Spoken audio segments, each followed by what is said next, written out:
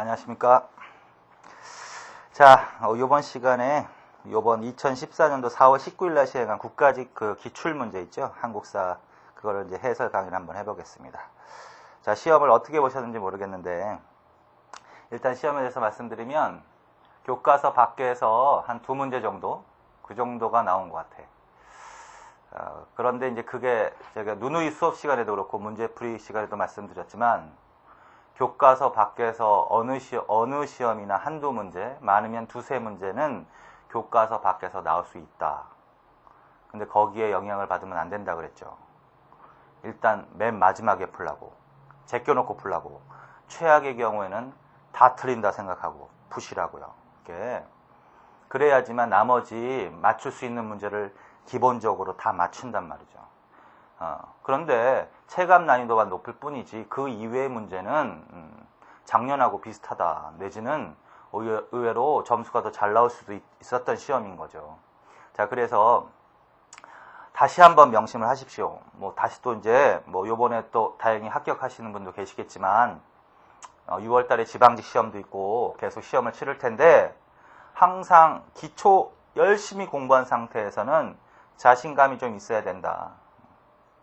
그리고 교과서 자기가 열심히 공부했다는 전제하에서 공부 범위에서 밖에서 나왔다. 그러면 일단 제껴라. 문제에다만 체크하고 빨리 다음 문제를 풀어라. 정확하게. 거기에다가 신경 쓰면 시간만 흐르고 결국은 맞출 수도 있지만 못 맞출 수도 있고 그럼 심리적으로 무너지게 된단 말이죠. 그러면 다른 평상시에 열심히 공부해서 맞출 수 있는 문제를 못 맞춰버린단 말이죠. 자, 그래서 그걸 항상 명심하십시오. 그리고 그 자신감은 항상 실전 같은 연습에서 나와. 자, 그 다음에 또 하나. 사료지문 문제가 잘 나온다고 그랬죠. 공무원 시험은 사료지문형 문제가 잘 나온다고.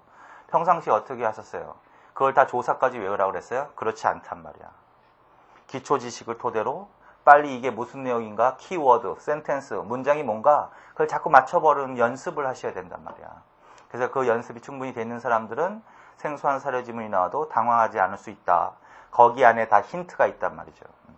그래서 그걸 평상시에 연습을 좀 해두셔야 된다. 자, 그래서 그것만 좀 명심하셨으면 의외로 점수가 웬만큼 나오셨을 것 같아. 자, 그래서 그걸 다시 한번 앞으로도 명심하시고, 자, 1번부터 한번 풀어보겠습니다. 고구려와 신라의 관계를 다음과 같이 알려주고 있는 삼국시대 금성문은 비석 문제 나왔죠. 이거 굉장히 강조한 거죠. 비석, 고구려의 강개토 대항능비, 중원고구려비, 이거는 굉장히 내용까지 잘 나온다고. 첫 번째, 신라 영토 내 주둔했던 것으로 이해할 수 있는 기록. 그럼 거기서 끝난 거지.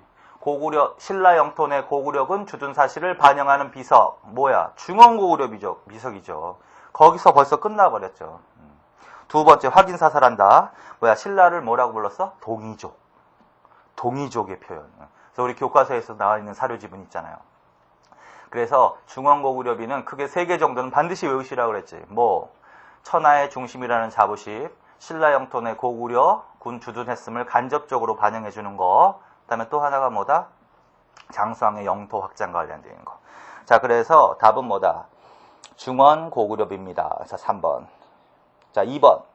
자, 하대 불교의 새로운 경향, 사상에 대한, 이거는 읽지 않아도 되지. 하대라고 그랬지. 신라, 하대 불교하면 선종일 거지. 박스 안에 불임문자 딱 나오자마자 불임문자 견성어도 그러면 그게 하대 선종 말하는 거 아니에요? 그럼 바로 문제를 풀면 되지 이거는. 그래서 전제왕권을 강화해준다? 이건 교종이지. 지방에서 새로이 대도한 호족들의 서상으로 받아 이게 답인 거죠.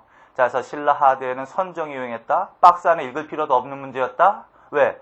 선종이라고 그랬으니까. 그럼 선종에 대해서 문제를 풀면 되지. 답은 2번입니다. 2번. 그 다음에 3번. 다음과 같은 주장을 주장한 실학자에 대한 설명을 옳은 거. 자, 이건 한번 읽어봐야 될 것 같은데. 중국은 서양과 180도 정도 차이가 난다. 중국인은 중국을 중심으로 삼고 서양인을 변두리로 삼으며 서양인은 서양을 중심으로 삼고 중국을 변두리로 삼는다. 그러나 실제는 하늘을 이고 땅을 밟는 사람은 땅에 따라서 모두 그러한 것이니 중심도 변두리도 없이 모두가 중심이다. 자, 여기에는 어떤 사상이 들어가 있는 거야? 결론은 그거지. 중심도 변두리도 없이 모두가 중심이다. 그러면 이거 밑에 선택지도 보고 하니까 이거 어느 시대 문제다? 조선시대 문제다. 그리고 이 조선시대 중에서도 뭐다? 후기 문제인 것 같다. 왜 이러한 사상은 후기에 나오니까? 이게 바로 무슨 사상이에요? 기존의 성리학적 사고방식은 중국 중심의 사고방식 아니야. 거기서 벗어난 사람이잖아. 벗어난 사상이잖아. 그래서 조선 후기에 서양의 천문지식이 들어오면서 지전설이 생각이 나셔야지. 뭐 지전설, 지구는 돈다. 그래서 두 사람은 반드시 외우시라고 했지. 최초 김성문, 그 다음에 홍대영. 홍대영은 별표지. 왜? 단독으로 나오니까. 그래서 중국 중심의 의산문답을 통해서 중국 중심의 지전설과 무한우주론을 주장했다. 중국 중심의 세계관에서 벗어났다. 지구 중심의 우주관에서 벗어났다. 그래서 누구를 떠올리면 돼? 홍대영. 근데 이렇게 단독으로 나올 사람은 김성문을 내겠어요? 그렇지 않단 말이죠. 홍대문. 그래서 조선 후기 실학 문제, 실학자 문제야. 중농학파, 중상학파, 북학파. 그 중에서도 홍대영. 홍대영과 관련되어 있는 이 문장은 하나밖에 없다, 여기서. 뭐예요? 2번이죠, 2번. 의산문답과 이마경준. 이건 중요하진 않지만 홍대영을 물어볼 때 문장 정도로 나올 수 있다고 그랬죠. 토지제도. 그래서 성인남자 이결. 그래서 기억나십니까? 성인남자 이결. 성인남자에게 이결을 주는 균전제를 주장했다. 누구? 홍대영. 근데 내용적으로는 유형원의 균전제가 더 중요하다고 말씀드렸죠. 그래서 이거는 홍대영은 단독으로 나오니까 문장이 나올 수 있단 말이야. 그래서 그것만 딱 하면 바로 2번으로 딱 들어가는 거지. 그래서 답은 몇 번이다? 2번이다. 1번은 한백겸의 동국질이지. 이 사람도 실학의 선구자이긴 해. 그런데 이러한 중국 중심의 사고방식 하면 누구로 가야 돼? 홍대영. 이종희의 동사 3번. 이종희의 동사 이건 역사서. 그 다음에 동국지도, 정상기의 동국지도, 백리척 다 중요한 것들이지. 그런데 홍대영을 물어보는 거였으니까 2번이죠. 그 다음에 4번. 대한민국 임시정부는 40년 충칭해서 한국 광복군을 창설했는데 이와 관련된 내용으로 옳지 않은 것은? 이건 뭐 여러 번 강조한 거죠. 대한민국 임시정부 자체 문제로도 나올 수 있다. 상해 시기, 이동 시기, 중경 시기, 그리고 중경 시기에 한국 광복군. 그래서 그것도. 그 다음에 3, 40년대 무장단체는 정리해 놓으라고 그랬죠. 반드시. 무장단체는 단독으로 나오니까. 그래서 30년대 조선혁명군, 한국독립군, 동북항일연군, 그 다음에 김원봉이 이끌었던 조선의용대, 그 다음에 40년대 화북, 조선의용군, 한국광복군. 그러니까 이것저것에서도 다 걸리는 문제란 말이에요. 한국광복군은. 자, 그래서 보시면 옳지 않은 것은 총사령관의 이청천, 참모장의 이범석. 이청천, 이범석. 이청천은 원래 지청천이라고 한다고 그랬죠. 지청천, 이청천. 그 다음에 영국, 인도, 미얀마. 맞지? 영국, 인도, 미얀마. 그 다음에 미국, OSS. 국내 진공작전. 4번. 조선의용군과 연합해서 일본의 선전포고. 선전포고는 맞는데 조선의용군과 연합하는 건 아니지. 그러니까 요게 헷갈리기 쉽지. 조선의용대가 일부가 흡수되지. 조선의용대. 화북지방 조선독립동맹의 조선의용군이라고 하셔야 되죠. 자, 그래서 답은 몇 번이다? 4번이다. 5번. 8.15 광복 직후에 결성된 정당의 중심 인물과 주요 내용을 정리했다. 이와 관련된 정당을 바르게 연결한 것은? 그러니까 결국 제가 말씀드렸잖아요. 한국사는 사실 암기 과목이야. 뭐 이해를 바탕으로 합니다. 그거 맞습니다. 이해를 바탕으로 하지만 암기가 동반되지 않은 사람들은 득점을 하기 어렵단 말이죠. 자, 그래서 이런 것들이죠. 현대사회 강의할 때도 판서에서도 나왔고, 그 다음에 교과서에서도 있었죠. 그런데 잘 안 해오기 때문에 틀리는 거지.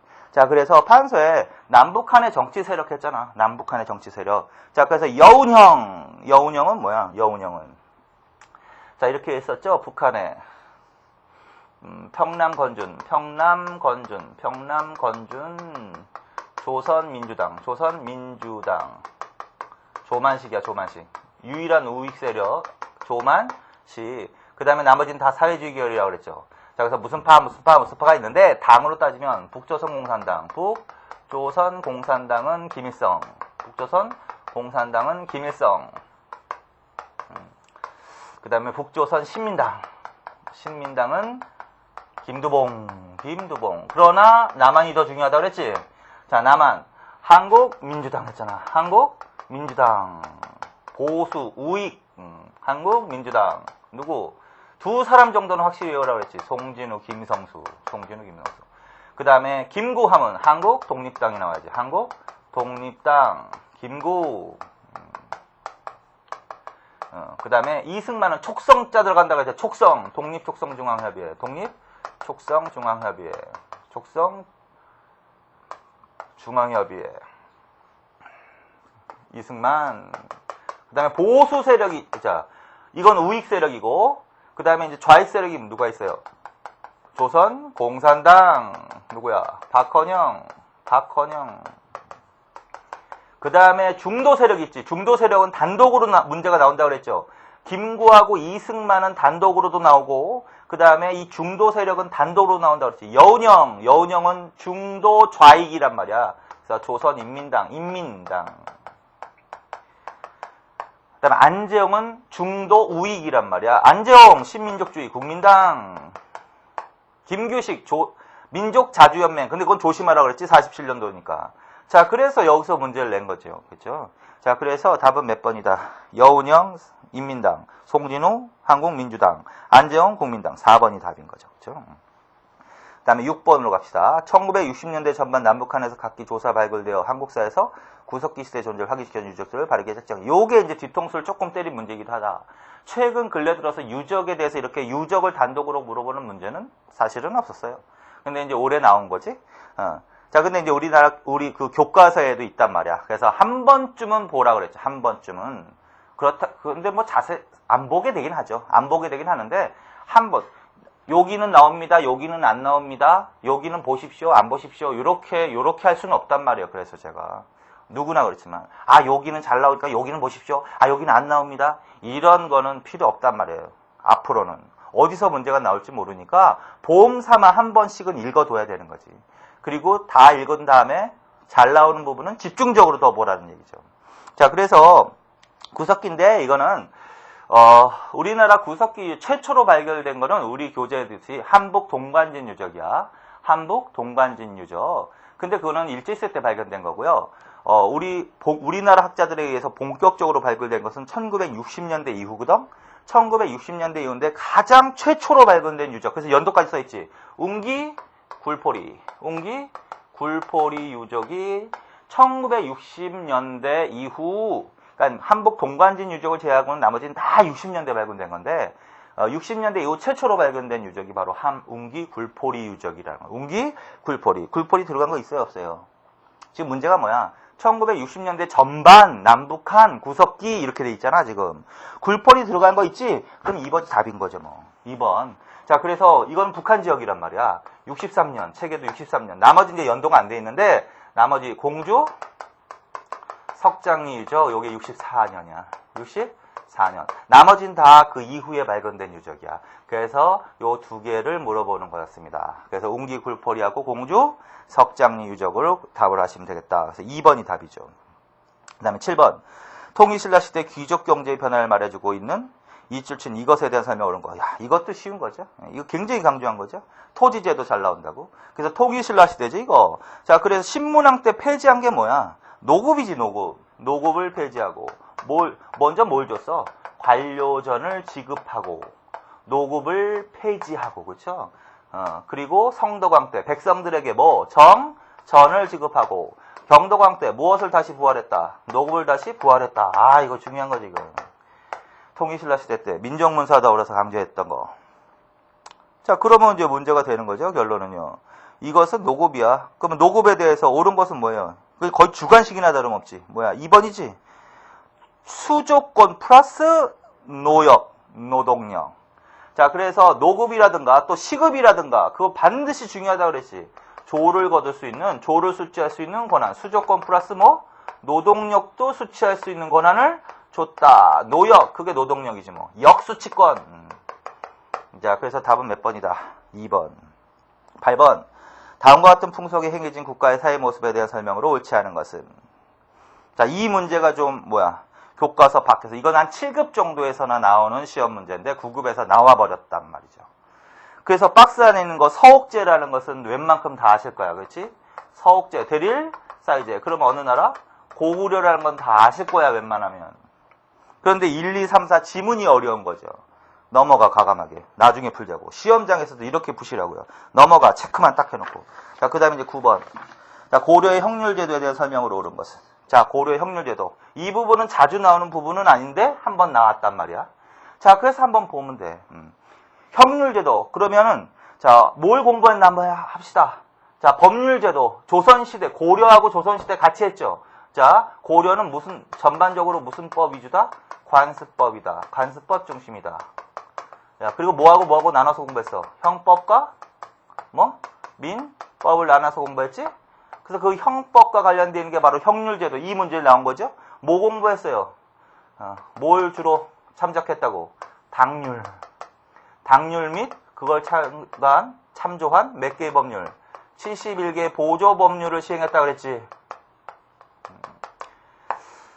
그리고 형벌제도가 있다고 그랬지. 형벌. 몇 가지? 5가지. 뭐야? 그게 태, 장, 도, 유, 사. 이렇게. 자, 그다음에 범죄가 있다고 그랬죠. 자, 반역죄는 당연히 죽어야 된다고 그랬지. 근데 그와 더불어서 중죄로 취급되는 게 뭐야? 불효죄는 중죄로 취급되었다. 요 정도 공부한 거 아니야. 요 정도 공부한 것 갖고 문제를 풀 수 있을까 없을까? 문제를 당연히 풀 수가 있죠. 답은 몇 번이야? 주로 당나라의 것을 끌어다 썼으며 때에 따라 고려 시정에 맞는 일부도 만들어졌다. 이게 답인 거지, 결론은. 당률과 71개 보조법률, 이게 생각이 나야지. 당률과 71개의 보조법률. 이거는 성문법이라고 그랬지. 관습화가 안 된다고 그랬죠. 자, 그래서 이게 답인 거야, 이게. 어려울 필요가 없잖아요. 행정과 사법이 명확하게 분리 독립되어 있었다. 자, 이거는 어느 때로 가야 돼? 가보 개혁 때나 가야지. 조선시대도 분리가 안 되는데 고려시대가 분리될 리가 없는 거지. 결합돼 있다가 분리된다. 이건 가보 개혁 때 간다. 2차. 3번. 실형주의보다 배상제의 위에 두고 있다? 이건 그냥 읽어도 되는데 필요 없는데 1번이 답인데 실형은 실형한 거고 배상은 돈 주는 거야. 퇴장도유사 이거 다 실형이야. 실형. 지금 보석제도가 있는 것도 아니고 그래서 그건 넘어가고 틀렸다. 4번 사형체계 O형이라고. 형 퇴장도유사 그냥 풀 수 있는 거죠. 1번.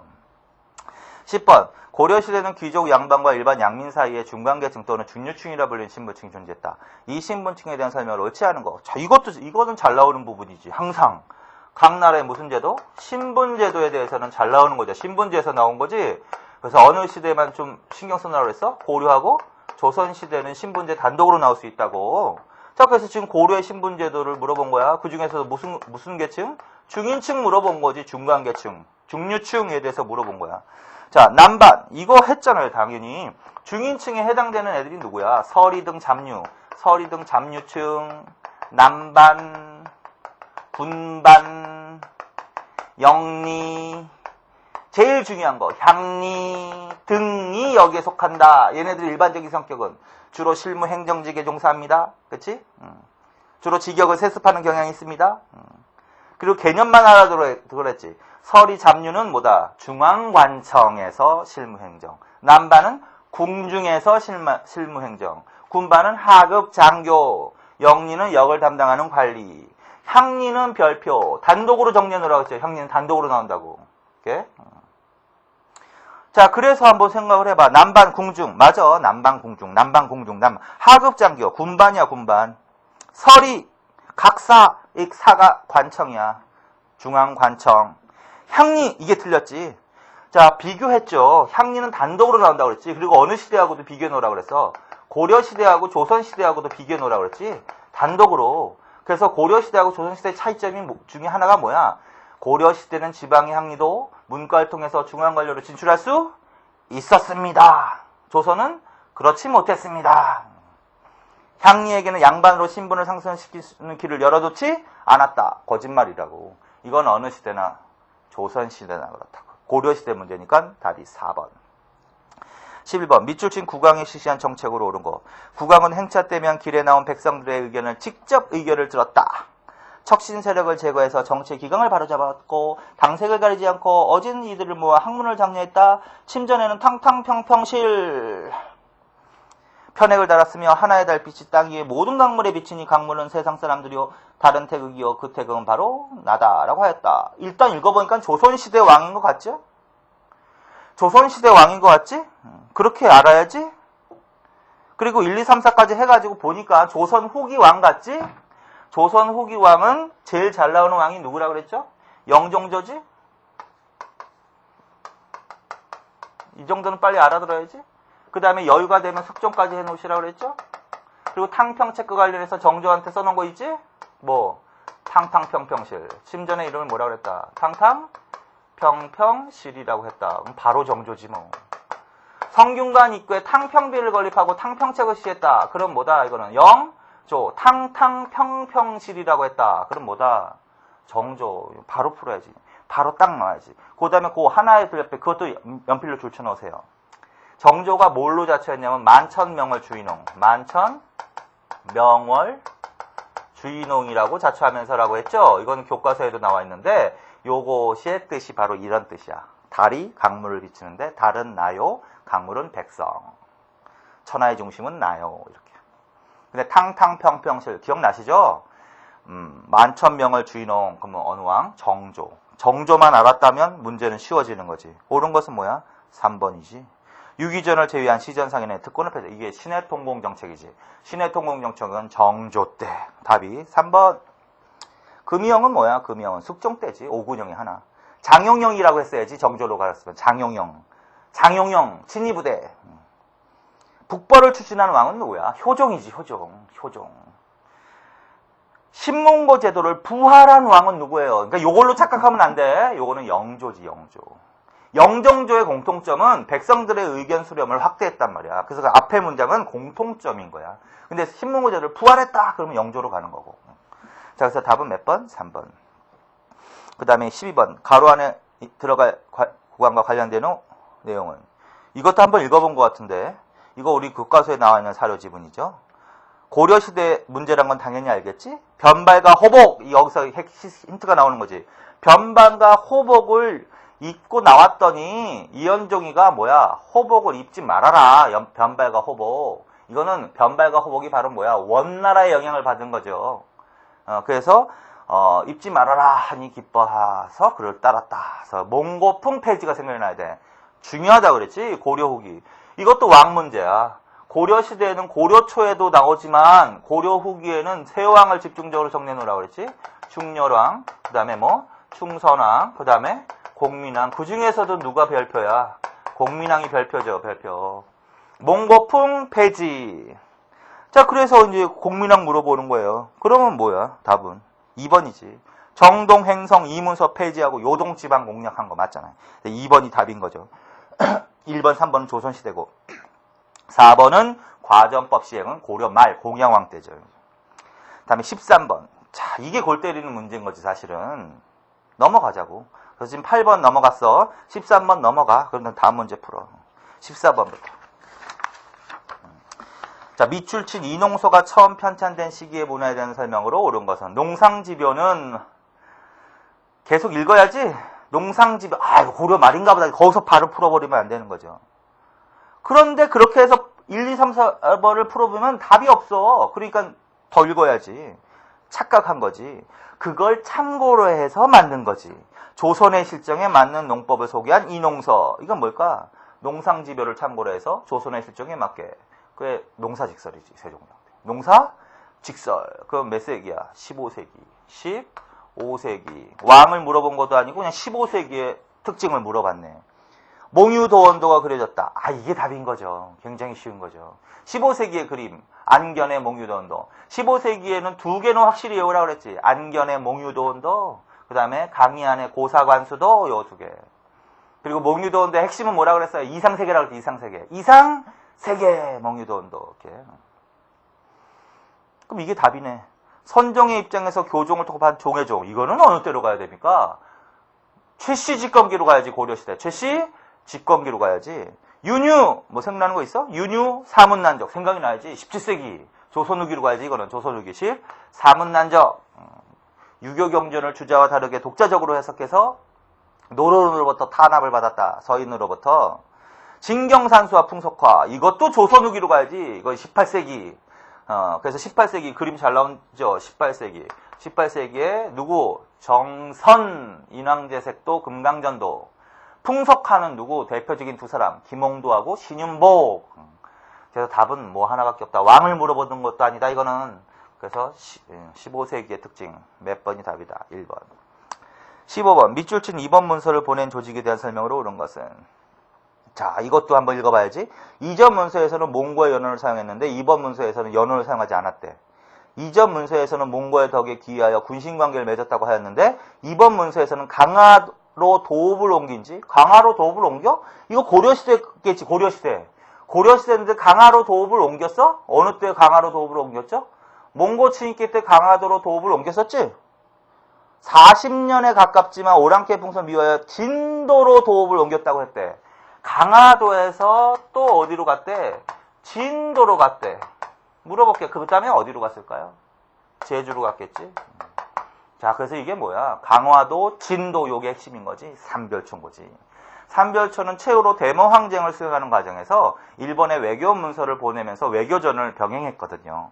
자, 그래서 일본에 보낸 문서의 하나야. 나라까지 승하우온을 왕으로 옹립하고 최후로 대모 항쟁을 수행했다. 그거거든. 그러니까 여기서 사료지문형 문제 생소할 수도 물론 있죠. 그런데 빨리 어떻게 정신을 가다듬고 힌트가 뭔가를 빨리 찾아내는 연습을 하셔야 된단 말이야. 강화도, 진도. 아, 이거 삼별초네? 1, 2, 3, 4 읽어보니까 다 군대 같네, 군대. 그럼 군대 물어보는 군대 조직 물어보는 거네. 그러면 강화도, 진도. 아, 그럼 삼별초밖에 없지. 그러면 그것만 알면 답은 쉬운 거지. 최후가 도적을 막기 위해 만든 조직이 빌렸다. 맞죠? 야별초. 최후가 야별초를 만들었는데 도둑방지 목적으로. 순찰.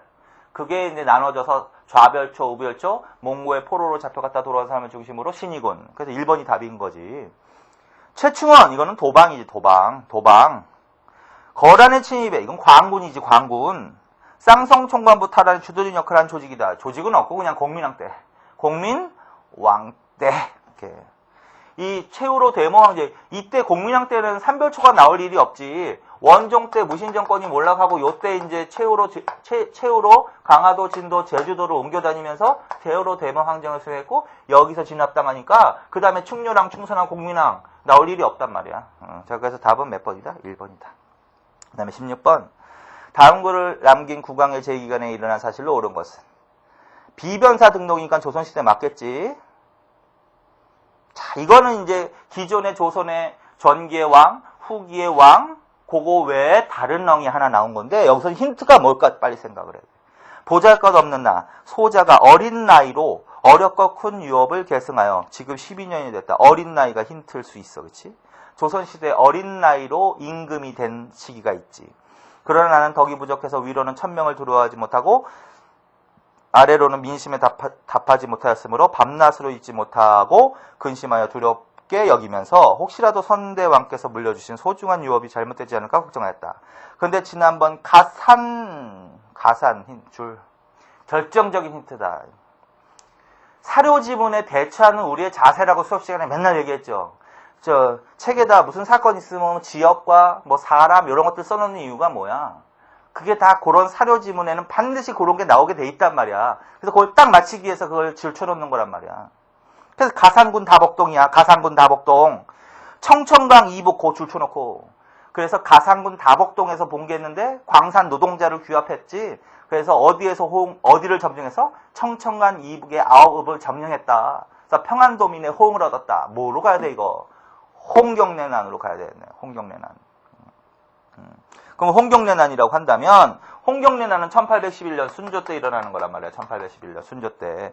결국은 순조 때 일었었던 일을 고르는 거야. 눈에 확 띄죠? 뭐야? 2번이지. 공노비 해방. 순조 원년 1801년에 공노비 해방 조치가 이루어지지. 일부라고 그랬지. 그것도 내용은. 일부. 6만 6천여 명을. 그래서 2번이 답인 거지. 만약에 이거를 19세기라고 알아듣긴 했는데 별난? 이걸 임술밀란으로 알아들었으면 일단 문제를 틀리는 거지. 19세기는 반드시 두 개를 정리해놔야 되지. 뭐 홍경래난하고 경래난하고 그 다음에 임술밀란. 이건 철종 때죠. 철종 때. 임술밀란 1862년. 만약에 이렇게 알아들었으면 임술밀란을 알아들었으면 답을 4번으로 했을 거야. 뭐야 이때 삼정 이정청이 설치되는 거니까. 그렇지? 근데 아니란 말이죠. 그래서 답은 몇 번? 2번. 1번. 최재우가 동학을 창도한 시기는 1860년. 이것도 철종 때. 1860년. 그 다음에 미국 상선 전열 서머. 그러니까 근데 재위 기간에 일어난 일로 하니까 1860년도 철종 때, 1862년도 철종 때. 그러니까 이건 답이 될 수 없는 거야. 그렇게 어떻게 풀어도 답이 될 수 없는 거야. 그 다음에 제너럴 셔머너 사건. 이거는 고종 때지. 흥선. 이거는 쉽겠지. 흥선 대원군 집권기 때 있었다. 셔머너. 그래서 답은 몇 번이다? 2번. 17번. 조선 후기 천주교와 관련된 설명으로 옳지 않은 거. 자, 이것도 판사하면서 그렇게 열심히 공부를 하신 거지. 근데 사실 외우기가 어렵긴 어렵죠. 근데 뭐 어떻게 외워야지. 반복적으로. 이렇게. 그래서 뭐, 추조적발 사건이에요. 추조적발 사건. 반회 사건. 그 다음에 신해 박해. 여기서부터 동그라미 치면서 박해. 그 다음에 여기까지 끊고 정조 때. 그때 시대 박해의 특징은 뭐다? 윤지충, 권상현 처형당하는 거 신주 소각해가지고. 그런데 비교적 관대하게 처벌한다 그랬지. 왜? 시파가 천주교 신자가 많았고 정조 때는 시파를 보호하는 정책을 떴으니까. 그러다가 이제 순조가 즉위하면서 어떻게 노론벽파가 신유 박해를 일으키면서 대대적인 탄압이 이루어지는 거지. 요때 중요한 사람들 막 세계도 죽쳐 있고 막 그래. 그 중에서도 그 정약용 정약전 이거 실학할 때도 조선 후기의 경제 농업할 때도 어업사 할 때도 자산어보 장력자네. 흑산도 어느 때 유배간다? 신유 박해 때. 그치? 그리고서 이제 세도정치기, 안동김씨 세도정치기가 했어요. 안동김씨. 이때 천주교 탄압이 강화된다, 완화된다고 했고. 그 이후에 어떤 일이 벌어진다. 서양인 선교사가 들어오고, 프랑스 선교사, 모방샤스탕 앙베르.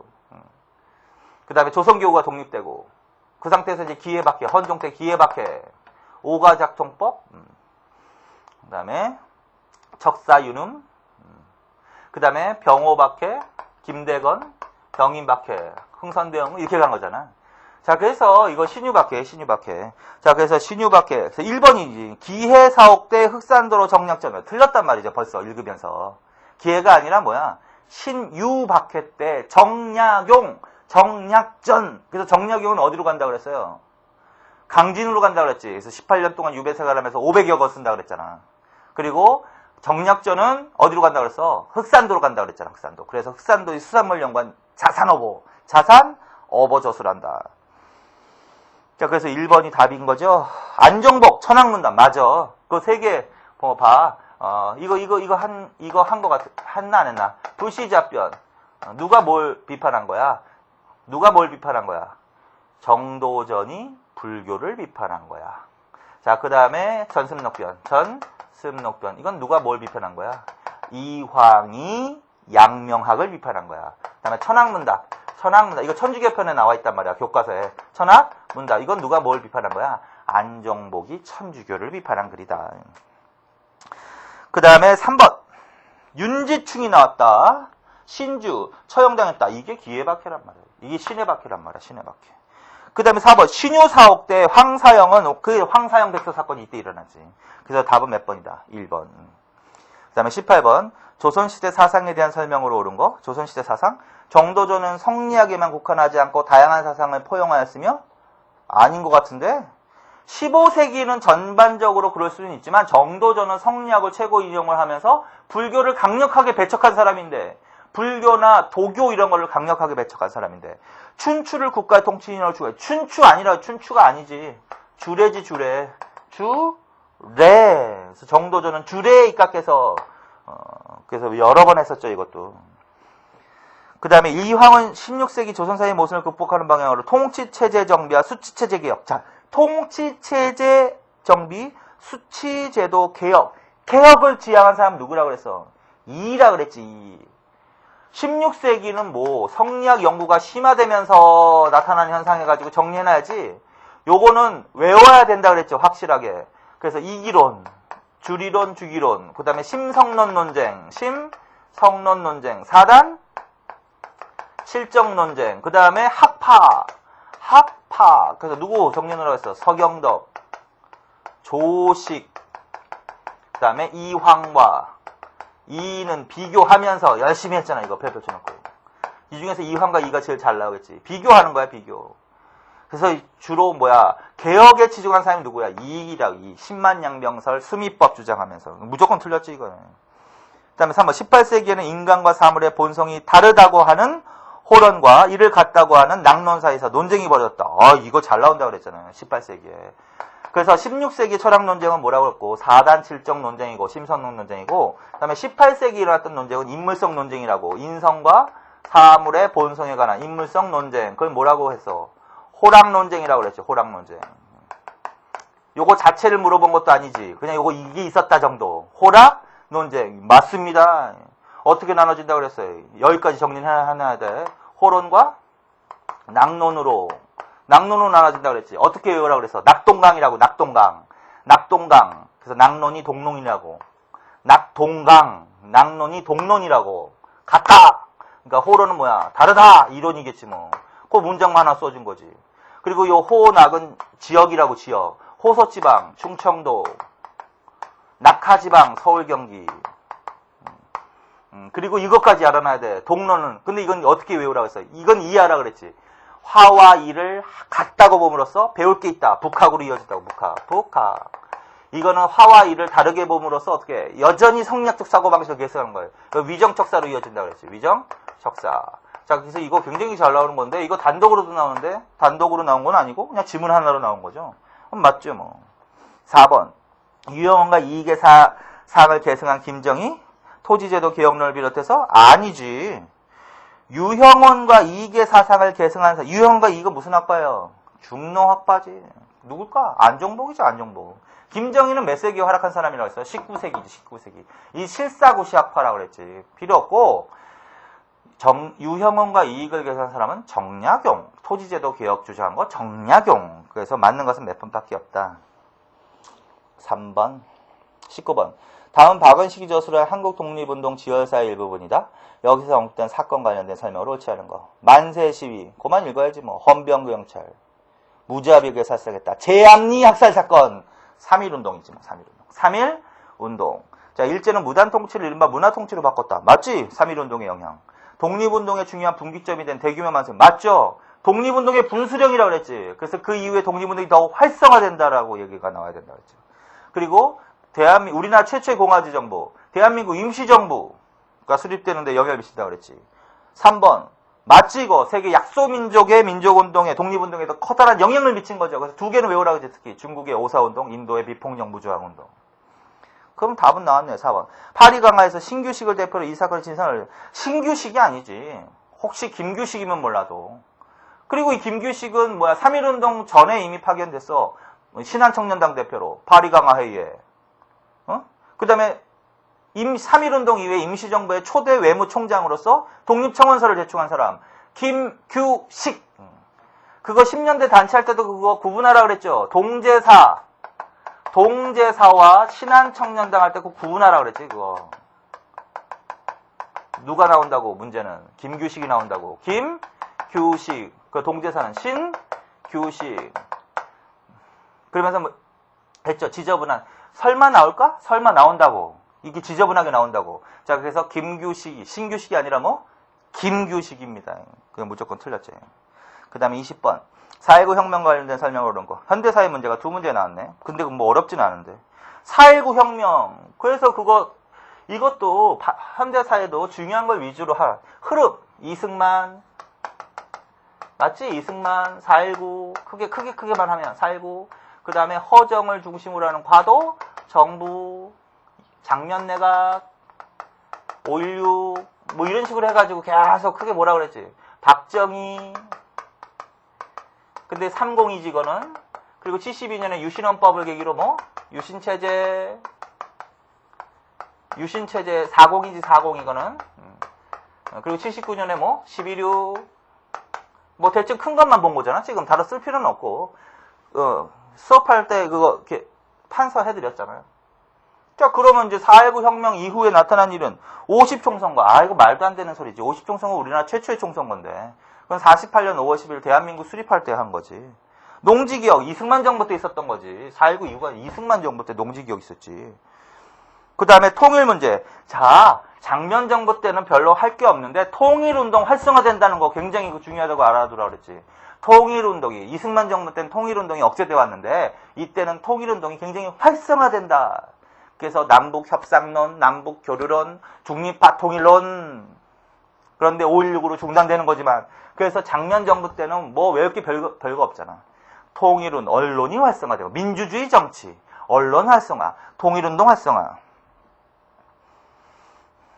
4번 과도정부가 출범했고 내각제가 양원제를 고찰하는 헌법으로 개정되었다. 맞지? 이게 답인 거죠.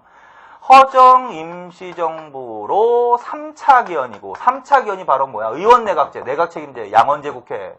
그리고 4차 기원, 수립 후 4차 이거 반민주 행위자 처벌을 목적으로. 그러니까 3, 4차. 근데 이거 3차 물어본 거지. 자, 맞죠 이거는요. 그래서 답은 4번입니다. 자, 그래서 공부를 열심히 하셔가지고 물론 이것도 다 맞기는 어렵겠지만 열심히 하셔가지고 지금 18문제는 거의 다 맞거나 실수로 하나 정도 틀렸어야 되는 거야. 이렇게. 근데 만약에 그 2개 제낀 문제 있죠? 2개 제낀 문제에 먼저 신경을 쓰고 집중하다 보면 이게 불안해져. 그리고 시간이 좀 흘러. 결국은 풀지도 몰라고 흘러. 그럼 나머지 18문제를 정확하게 못 푼단 말이에요. 그래서 가감하게 체크하고 넘어가고 풀어. 그럼 이제 2문제 남았잖아. 그럼 가감하게 찍어 그냥. 그 상태에서 찍어 그냥.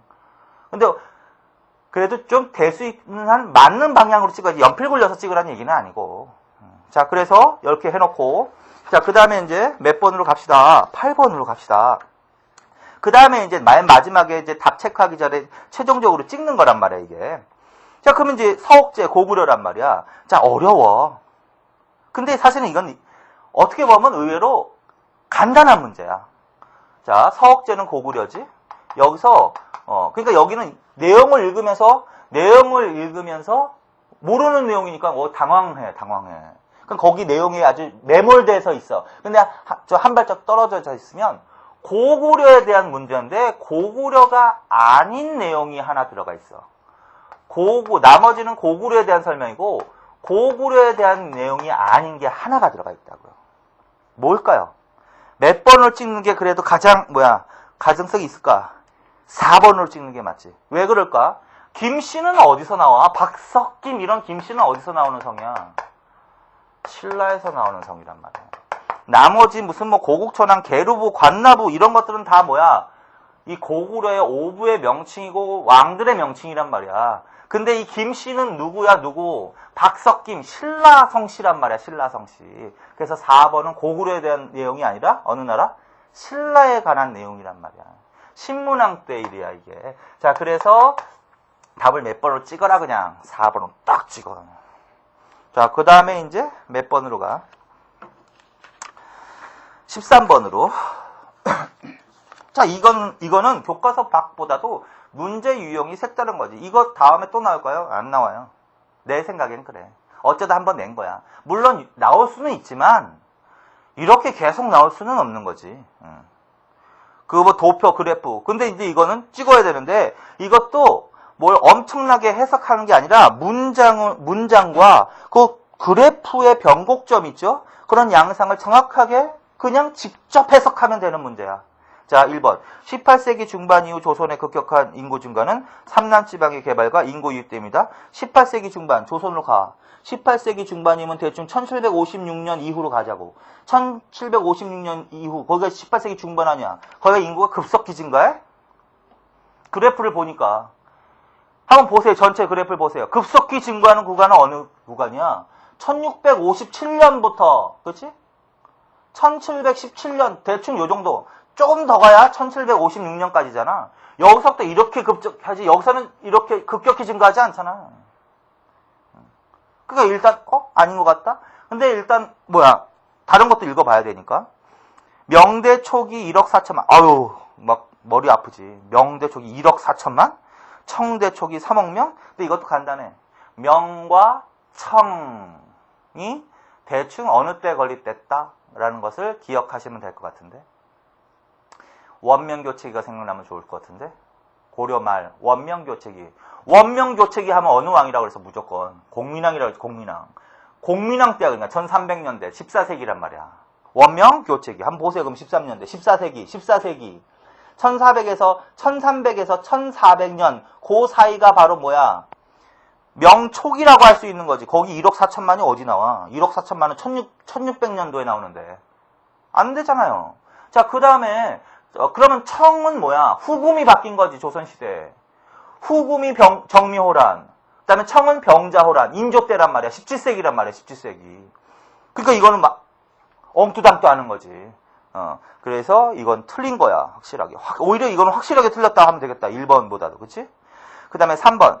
17세기에서 18세기 초반 조선을 비롯한 삼국은 농업기술이 발달하고 농경지가 늘어나서 결과적으로 인구가 많이 증가하게 됐다. 17세기에서 18세기 초반까지 인구가 증가하는 거 확인해봐. 17세기에서 18세기 초반 조선. 두 번째 17세기에서 18세기 초반 일본. 그 다음에 17세기에서 18세기 초반 늘어나기 시작하죠. 그래서 요건 가능성이 있겠다. 자, 4번. 17세기 이후 일본의 인구는 정체 현상을 보이는데 이러한 경우는 18세기까지 지속된다. 17세기 바로 봐. 1번. 17세기 이후에 1600년부터 지금 17세기면 인구는 정체 현상을 보이는데 아닌데 늘어나잖아. 그래프는 위로 올라가는데 18세기까지 올라가잖아 지금. 근데 정체 현상을 보인다. 말이 안 되잖아 지금. 그러니까 지금 1번하고 4번하고는 3번과 연결돼서 3번이 맞으면 1, 4번은 틀리게 되는 거예요. 그래서 답은 몇 번으로 찍으시면 좋겠다. 3번으로 찍으시면 좋겠다. 자, 그래서 이렇게 푸는 거야. 그러면 최악의 경우 두 개 다 틀려도 그 다음에 18문제에서 하나 정도 두 개 틀려도 정말 최악을 가정합시다. 80점 이상은 나와야 돼. 결과적으로 최소한 최악의 경우인 거야 그게. 근데 최악의 경우도 나올 수는 물론 있지만 80점. 이거 두 개 다 틀렸다고 생각해봐. 그 다음에 18문제에서 그 두 개 틀려. 그러면 최악은 80점이란 말이야. 80점 이하로 나온 사람들은 공부를 덜한 분들이란 말이야. 그래서 80점 이상으로 나와야 되는데 한국사가 전략 과목이다. 그런 분들은 다 맞춰야지. 18문제를. 그리고 두 문제 중에서는 하나 정도 맞추면 90점은 나올 수 있단 말이지. 물론 이거는 가정이긴 하지만 근데 그 가정은 전제 조건이 있다고 말씀드렸죠. 항상 시험 때는 공부를 열심히 한 걸 바탕으로 그냥 평소에 수업 내용이나 교과서에 있는 내용 그 자체만 공부를 하세요. 그냥 계속 가리지 말고. 그러면 거기서 다 답을 유추해서 골라낼 수 있거든. 그리고 배볼 좀 가져야 돼. 그래서 중간에 어려운 문제가 나왔다. 그러면 일단 체크하고 넘어가셔야지 거기다 먼저 시간을 투자해버리면 나중에 쉬운 것도 틀리고 이렇게 된단 말이야. 객관식 시험 문제는 요령껏 풀어야지 아주 순진무구하게 풀면 안 된단 말이지. 자, 그래서 이렇게 푸시면 좋겠습니다. 자, 그래서 이제 어쨌든 결과는 나왔으니까 뭐 잘 본 분도 있고 못 본 분도 있을 것이고 근데 어쨌든 뭐 한국사 잘 본다고 합격하는 건 아니니까 그래서 모든 5과목을 평균을 맞춰가지고 어쨌든 합격을 하셔야 되는 거고 그러나 이제 한국사는 어렵게 나오든 쉽게 나오든 전략 과목으로 택했다면 편차가 좀 줄어드는 연습을 하셔야 된다. 다시 말씀드립니다. 어려운 문제는 넘어가라. 쉬운 것부터 풀어라. 그 다음에 사료 지문은 다 외우는 게 아니다. 그래서 기본 지식을 바탕으로 빨리 키워드. 이게 뭘 얘기하고 있는 거구나. 선택지까지 해가지고 빨리 해서 이건 뭘 말하는 거구나. 그리고서 그걸 연습을 해 놓으셔야 된다. 평상시에. 자, 여기까지 해서 결과 나왔고 앞으로 이제 지방지 시험도 남았을 텐데 지방지 시험까지 또 새롭게 출발하세요. 그러면 좋은 결과가 있을 겁니다. 수고하셨습니다.